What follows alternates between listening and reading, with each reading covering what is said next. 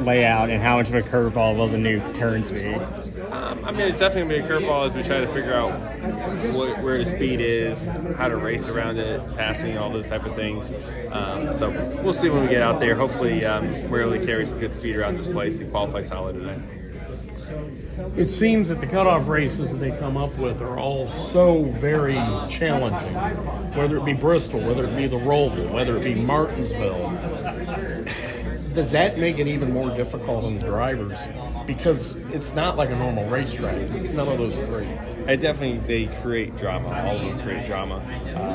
All the cars will be close in all those three races. Right? The cars are right on top of each other. They're there for a reason. It's strategic. Yep. And obviously, with this being a cut race, being on the bubble kind of adds some heightened stakes, some more drama to it, I guess. Does that maybe simplify your plan a little bit, knowing what has to be done if you want to stay alive? Not quite. It doesn't quite simplify it because we're not so far out that you just say win or nothing. We can point our way in from where we're at, so it doesn't quite simplify this. Does that make it more nervous on your end that you want to win the race, but you also got to think points? Nervous is the right word, but I mean, you're racing as if you're in Phoenix racing for a championship because the whole season's down to today, or tomorrow and today. How important was? I think close to. I think we're executing at a really high level. If we would have closed on winning Kansas, I would have probably said yes. But we need to win more, I would say. But what we've done for the last 5 weeks is as good as anybody, and I think we can continue that.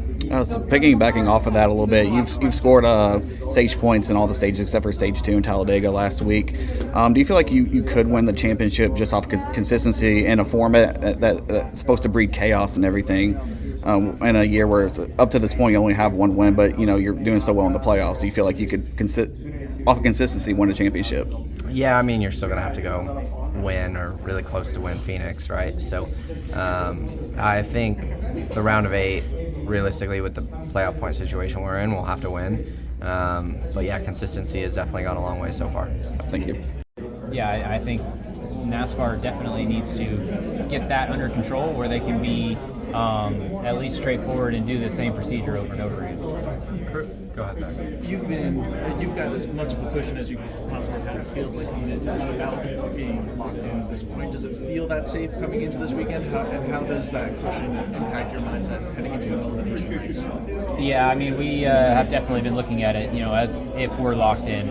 So it should open up the playbook to be really aggressive on strategy to try and win the race. And I think today we will learn who has race-winning speed and who doesn't have race-winning speed, and then that'll dictate your strategy a little bit. So there's kind of 2 ways to go about it. You can either race for the stage points, or you can race to better your chances at winning the race. And if you have race-winning speed, I foresee us foregoing the stage points and trying to win the race. And if not, we'll maybe try and get that playoff point in the stages. If you guys were looking at this as if you were already locked in, were you able to look ahead to Vegas or anything in the round of 8 then to start that preparation? Yeah, absolutely. And I was stressing to my mechanics, it's all about Vegas, guys. That's the important one. So certainly we're eyes forward, and we want to do the best we can here. And obviously there's still playoff points available that can help us for the next round. But Vegas is on the brain. Why is that important? Is it because it's the first one?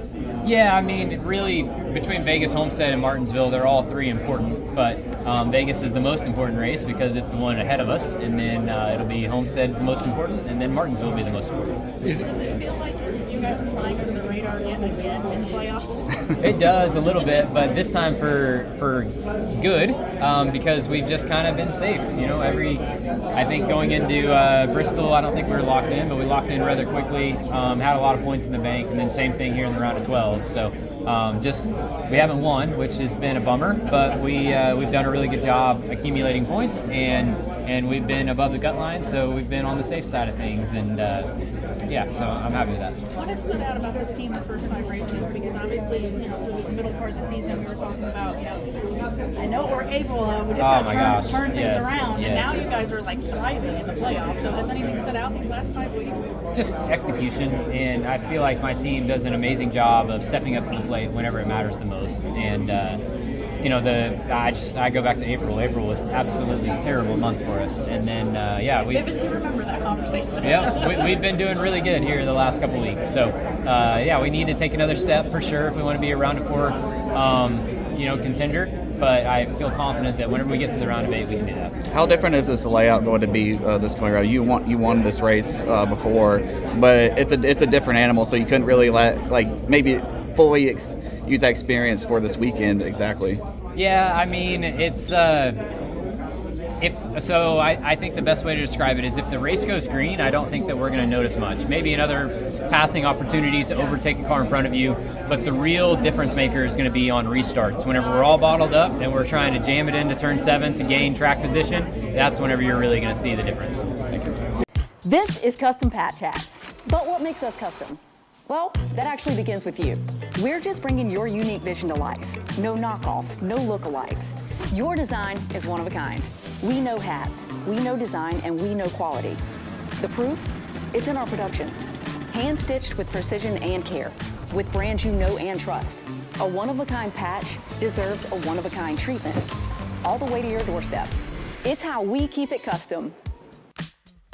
Jared Haas with Frontstretch.com. Come back soon for more great racing videos. And if you like us, make sure to hit that subscribe button.